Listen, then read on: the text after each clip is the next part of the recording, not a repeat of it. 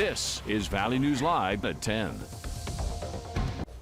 Good evening, I'm Justin Betty. The Fargo Police Oversight Board met tonight at their regularly scheduled monthly meeting. But the situation is far from normal after 28-year-old Shane Netterville was shot and killed by an officer last week. Tonight, Fargo Police Chief David Zabolski went over the policies and protocols that come with what he calls critical incidents. Valley News Team's Alex Larson has details. When feasible, officers should take reasonable steps to move out of the path of an approaching vehicle instead of discharging their firearm at the vehicle or any of its occupants. Chief Zabolski says there's a big difference between placing yourself in front of a vehicle and finding yourself in front of a vehicle. And court documents filed Tuesday say Shane Netterville drove a van directly towards Fargo officers before being fatally shot. Some on the board say they are worried about how the North Dakota Criminal Investigation Bureau will stay impartial in the case because of the law enforcement brotherhood. But Chief Zabolski says that will not be an issue. I think we're all very hopeful that this is a reasonably quick investigation and determination, and then we go to the next steps. Chief Zabolski, along with Mayor Mahoney, State Attorney General Drew Wrigley, the Deputy Attorney General, and other City of Fargo leaders, met with Netterville's family this week and gave them the chance to ask questions about the investigation directly to Wrigley. It was really a short meeting, and I think the Attorney General wanted to reach out to them to let them know that he takes this very seriously, let them know that he's going to do a thorough review of the case, and come up with a decision. The meeting was not announced until after, but Zabolski says that was for the privacy of the family. The city also has reached out in many different ways to assist the family, and our Native American Commission is equally involved and concerned with helping them, and I think everyone wants to do whatever they can to assist them from that perspective. And he says the officers involved in the incident have been doing as well as can be expected. It's a real tragedy for the family. It's traumatic for the officers involved also, and I'm happy that we've got these psychological services in place and that we've got, I think, more capacity to help them through those issues. In Fargo, Alex Larson, Valley News Live. Chief Zabolski says he didn't want to comment too much about the meeting with the Netterville family because it is a private matter, but said the interactions with the family have been good. Though Netterville's brother told us earlier this week the family had been given very little information about his death at that point. We're also learning more about the man killed by police on Friday. Shane Netterville's family describes him as a goofy guy who loved cats and video games. However, he has also had a number of run-ins with the law starting back in 2012. Many of his early convictions deal with DUIs, drugs, thefts. But in 2019, there were 2 domestic violence charges. Witnesses tell police they watched Netterville knock a woman to the ground, grab her hair, push her head into the concrete. Days later, he's accused of punching that same woman in the head. About a month later, court documents state Netterville placed both his hands around that woman's neck to the point she couldn't breathe. Netterville would be accused of those same actions again 7 months after that. Court documents say Netterville admitted to police that he struggled with how to handle his anger. Now, Valley News Team spoke with the victim from all of those incidents today. She reached out to us saying she thinks it's vital that the community know that he had extremely violent tendencies. Our team has also filed an open records request with the City of Fargo to obtain a copy of Officer Adam O'Brien's personnel and disciplinary file to get a better understanding of his background.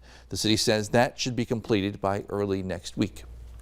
Switching gears and looking outside tonight, looking okay right now, though we had some rain and stuff moving through earlier. First Alert Storm Team Chief Meteorologist Hutch Johnson joins us now with details. Hutch. Thanks so much. Tons of outdoor activities going on as we have fairs across the region. And boy, I'll tell you what, we do have just to the north of the FM area, as viewed here from our Luther Family Ford location in South Fargo, a couple of bolts of lightning, one right there as we light up. Let me show you what's going on the radar. It's one little cell that's drifting to the north of town. You can just barely see it under the Fargo tag there. We'll take you in a little bit closer. That's crossing over in northern parts of Cass County, the I-29 corridor, heading in that Georgetown direction. So Fargo stays dry from this activity.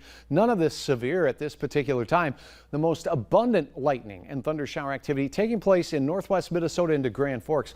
Basically from Clearwater County through Bagley and down into that, northern reaches of the Hubbard County area. We're seeing some scattered showers and thunderstorms. Heavy rain from these cells tonight as well. We'll show you more on that a little later. But now as we take a look at the Grand Forks area, check out the thunder and the lightning taking place there. And this has been a slow moving system working its way through, slowly heading to the east and to the south. And now we take a look at our home of economy location out there in Grand Forks, as the thunder and lightning has been nonstop from this particular cell, and it's pretty slow moving. Abundant rainfall between 1 inch and 3 inches estimated by radar tonight. And that's good news because we have a lot of heat and dry weather in the forecast. Our thunderstorms could continue overnight, but my elbow is not cracking. I think our risk of severe weather is all but shot. Maybe a better chance out towards St. Cloud. Of hour-by-hour details on your forecast, we'll look ahead towards First Alert Weather Day tomorrow for the beginning of a heat wave. A Moorhead man accused of sexually assaulting a young girl has now been charged in Clay County Court. 60-year-old Dennis Gomez faces 1-count first-degree criminal sexual conduct. The victim told investigators Gomez assaulted her when she was 8 or 9 years old. Court documents say Gomez told the victim to take her clothes off. When she refused, he threw her on a couch and sexually assaulted her. The victim says Gomez told her not to tell anyone or he'd hurt her or her siblings. Gomez declined to speak with detectives about these claims. A Wahpeton man who was already in trouble for running his car into his ex-employer's building now faces more charges for another incident at that same store. 61-year-old David Miller is charged at 1-count attempted robbery and 1 misdemeanor for disobedience of a judicial order. On July 2nd, an employee of 210 Wine and Spirits called 911. When officers arrived, they found Miller behind the store counter with a knife pointed at the cashier. Miller then told officers he needed cash, went to the liquor store to rob the place. They already had a restraining order against him, making it illegal for him to even be in the store or to communicate with employees. An autopsy is now underway after a body was found floating in Lake Bemidji. But Beltrami County authorities say DNR notified them of the body floating near Lake Boulevard yesterday. Authorities say there are no obvious signs of trauma to the man. His body was taken to an examiner for an autopsy and to be identified. Horizon Middle School in Moorhead will be the scene of an active shooter training session next week. It's 3 days of practice starting Monday. First responders and police departments from all across the region will be involved, and it may involve simulated gunfire and role players. Portions of the school will be marked as not accessible. Ridgewood Boulevard from 36th Street South to 40th Street South will also be closed to traffic from 8 till 5 each day. New tonight, the South Dakota Department of Health is reporting its first case of monkeypox. They say a man in his 30s from eastern South Dakota tested positive.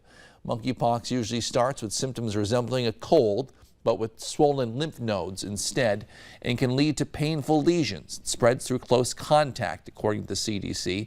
Today, Dr. Anthony Fauci said the U.S. will soon have more than 1 million doses of vaccine from Denmark, as the number of cases nationwide rises now to almost 1,500. President Biden is in the Middle East this week for the first time since becoming president. Today, he met with Israel's prime minister. He's hoping to get Iran to rejoin the 2015 nuclear deal canceled under President Trump. He's also hoping to get Saudi Arabia on board tomorrow, while also encouraging them to ramp up oil production. Today was day one of the annual Downtown Fargo Street Fair. The event plays a vital role in helping local small businesses promote and sell their products. And despite inflation, businesses say they're grateful for the support they're getting from the community. Last fall we did raise our prices just a little bit, but a lot of people were pretty understanding with that. You know, they still came in and they didn't really make too much of a fuss, so that was really nice to see that they still supported us. The fair runs through Saturday. Someone who bought a Powerball ticket in Moorhead is now $50,000 richer. The Minnesota Lottery says someone bought the lucky ticket from the Main Avenue Hornbachers. That ticket matched 4 of the first 5 numbers. Now is a pretty nice payday. And check this out, Blockbuster may be long gone for most of the country, but a man in Robbinsdale, Minnesota has created a free little Blockbuster. It's a video rental library, essentially, like the ones you might see with books. It allows folks to stop by and take home a DVD or Blu-ray, any one they like, and return them whenever they're done. You can drop off one of your own for other people to take, too.